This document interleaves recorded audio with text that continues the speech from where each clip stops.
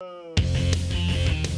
the rest of the SEC presented by Geico here on CBSSports.com alongside Spencer Tillman and Tim Brando. I'm Jason Horowitz. Glad to be with you here in New York following what was maybe the best game of the season. LSU, number one team in the country, losing at Kentucky. And, of course, for all the reaction and highlights of that, be sure to watch the SEC College Football Highlight Show presented by Geico with Kentucky knocking off a number one team for the first time since 1964, before Archie Manning was at Ole Miss. I go back. Spencer was impressed with that on Wednesday. But let's talk about the rest of the SEC. And, of course, Auburn, Arkansas still playing as we're talking. So for all that, you can check that out on Sunday. But the rest of the SEC, and let's start with Tennessee because with this Kentucky victory and with Florida's two losses, the East is wide open.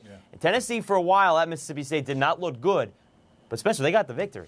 Well, they did get the victory. And then Adrian Foster did a great job today, 100 yards rushing for him. And they got back to what Tennessee is all about, and that's playing big ball, I call it. I mean, with Philip Fulmer, he likes to run the ball in those difficult situations. Now, he's not like Les Miles in the sense that he's going to play small ball. Philip mixes it up because he's got a great offensive coordinator who he trusts. And a quarterback that he trusts. Quarterback he trusts. And, again, the fact that he's being coached by one of the best in the business, David Cutcliffe, means that he's got confidence in him. And so I think that's the big difference. Yeah. The other thing that jumps out at me is Tennessee's saying to themselves, wow, we got pounded by Florida, and we've got the inside track on them. Now, granted, they're going to have to deal with South Carolina in a game that I'm sure the old ball coach is saying, Philip and I, I usually get it when I play up against Philip. But no, that's a game that Tennessee controls, and they got them at their place. Yep. I mean, that's a matchup, when you think about it, that he's probably looking forward to as well, Philip Fulmer.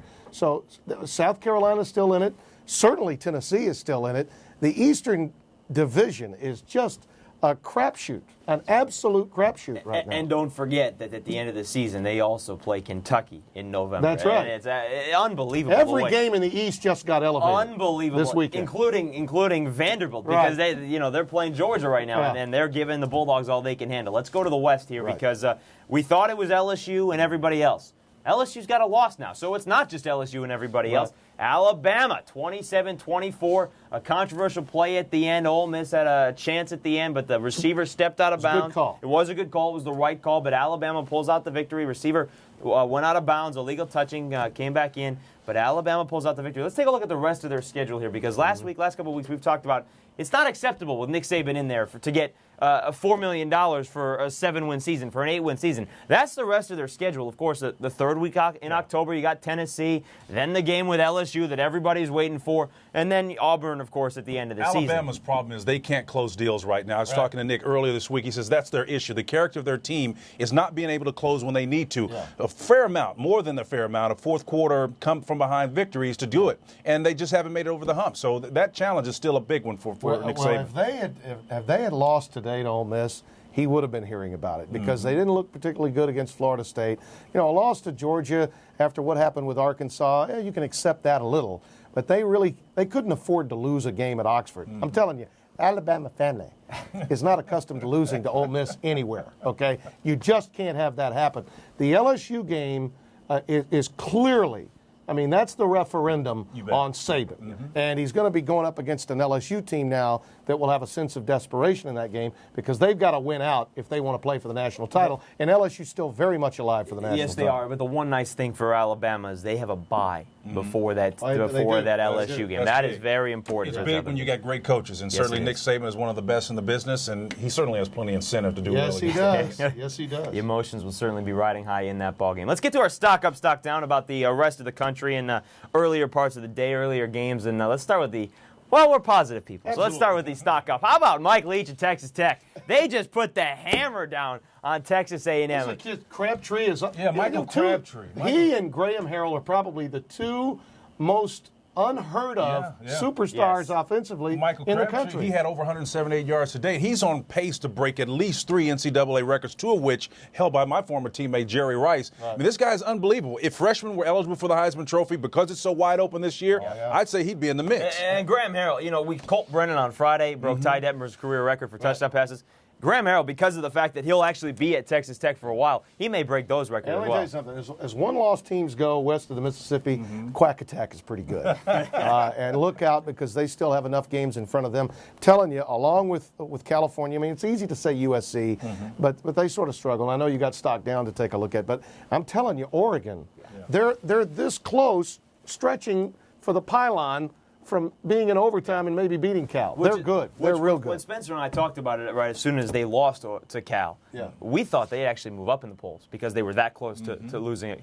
Didn't happen, but like we've talked about all the time, a one-loss team will most likely be in the BCS National Championship. You talked about stock down. Let's get to it right now. And USC, I know they won today, but Sanchez did not look good. No. He picked up right where Booty left off, throwing interceptions. Wisconsin got hammered again, and Nebraska, its worst home loss in nearly 50 years. Cowboys haven't done that since 1960 in Lincoln. Winning at Lincoln. Bill Callahan, he's going to be hearing about his job. His job is definitely in jeopardy. Well, he lost a lot of talent, I believe, in terms of coaches when John Blake left and went with Butch Davis in North Carolina. You're not going to show up right now, but a couple of years down the road, that talent is going to start to go down. I guarantee you that. And you know, the congregation wasn't necessarily believing to start with. You know, old habits die hard in college football, and those Nebraska fans are not accustomed to the West Coast offense. They don't believe that he can recruit to it. It's beginning to look as though they may be right. And one last thing about stock down teams, if you look at the way this team is played, there's absolutely no question that Nebraska has reached a depth that none of the other stock down teams have reached. I mean, it's as if after the USC game, it was El Foldo. Sure. I mean, they won a game they shouldn't have won. Ball State. Yeah, You're talking about against Ball Ball State. State that they should have lost. Last 2 weeks, 41-6 at Missouri and 45-14 to Oklahoma State. That's not acceptable. That's a lot of points. And you played against Nebraska. That's a lot of points, and I can tell you, I mean, the Big Red from the North as a team and their fan base is such, they will not tolerate that. I mean, they're kind and they're nice, but let me tell you, not as bad as Alabama fans, but when you start getting beat by those margins, they're going to start calling for somebody's head. One last thing, Jason. Pete Carroll, as great a coach as he is, you're only as good as your staff. Norm Chow, gone. They haven't been the same. Ed Orgeron. Lane Kiffin, gone. Ed Orgeron. For all the problems he's had at Ole Miss, he recruited well. He brought in some big uglies there, made a difference. That staff at USC is going to be scrutinized in the coming weeks. Yep, and we will see how they handle it because they still have the toughest part of their schedule. They still play Cal, they still play Oregon, they still play Arizona State. Absolutely. And we don't know if John David Booty will be back for those games. We'll have to see with the broken finger. Folks, that's it for the rest of the SEC and, of course, the rest of the country. But plenty more college football to come. As we continue here throughout the rest of the season. Tim's winding up. He's got the cannon loaded, and he's exploded. Good for him. There you go. Way to learn. That's it. I don't know what he's doing. Folks, for Spencer Tillman and Jim Brando, I'm Jason Horowitz. Take care.